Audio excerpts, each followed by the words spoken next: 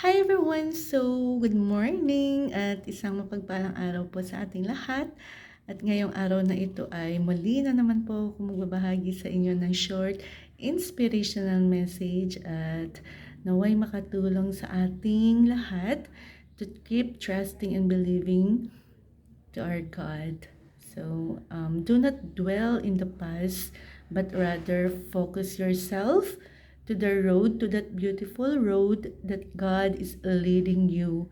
He is taking you right now dun sa matagal yun ng pinlano sa buhay mo. So, keep trusting and believing in the Lord. So, yun po. Do not dwell. Huwag po natin balikan yung dating buhay natin. Instead, mag-focus tayo ngayon kung ano yung ibinigay sa atin ng Panginoon sa buhay po. Kung ano yung meron tayo ngayon. So, keep trusting and believing the Lord. So, yun lamang po. Maraming salamat.